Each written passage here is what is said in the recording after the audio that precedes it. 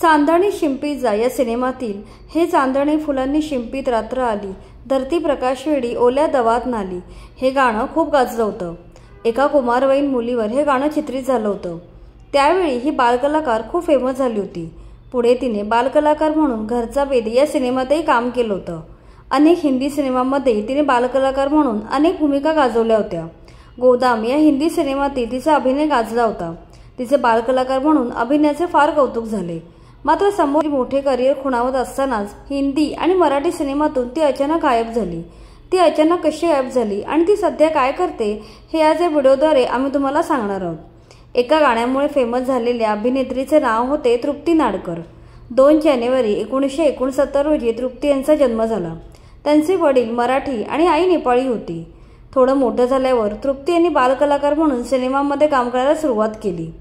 सुरुवातीला चांदणी शिंपीत जा, घरचा बेदी या मराठी सिनेमांमध्ये त्यांनी काम केलं। पुढे काही हिंदी सिनेमात छोटे रोल केल्यावर त्यांना नेपाळी सिनेमातून ऑफर आल्या। कुसुमे रुमाल हा त्यांचा पहिला नेपाळी सिनेमा होता। या सिनेमात काम करतेवेळी त्यांचं वय फक्त 15 वर्ष होतं।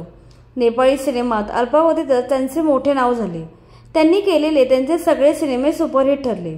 सुरुवातीला त्यांना नेपाळी अजिबात बोलता यायचे नाही। त्यांचे सगळे संवाद डब केले जायचे। तरी काही वर्षात नेपाळमध्ये लोकप्रिय अभिनेत्री बनल्या। त्या काळी एका सिनेमासाठी त्यांना 1.5 लाख रुपये एवढे जास्त मानधन मिळायचं। त्यामुळे त्यांनी मराठी आणि हिंदी सिनेमांना कायमचा रामराम ठोकला आणि अनेक नेपाळी सिनेमात मध्यवर्ती भूमिका साकारल्या। लग्न होईपर्यंत त्यांनी 8 सुपरहिट नेपाळी चित्रपटात काम केलं। पुढे त्यांनी मुंबई स्थित इम्पोर्ट एक्सपोर्टचा बिझनेस असलेल्या एका व्यावसायिकाशी लग्न केलं आणि सिनेविश्वातून काही काळ ब्रेक घेतला। लग्न आणि मुलांची जबाबदारी पूर्ण केल्यावर त्यांनी पुन्हा सिनेमात काम करणं सुरू केलं। अभिनयातून ब्रेक घेतलेल्या तृप्ती यांनी अनेक वर्षांनी आमको काख या चित्रपटात पुनरागमन केलं। कुसुमे रुमाल 2, कोही मेरो अशा आणखी सिनेमातही त्यांनी अभिनय केला।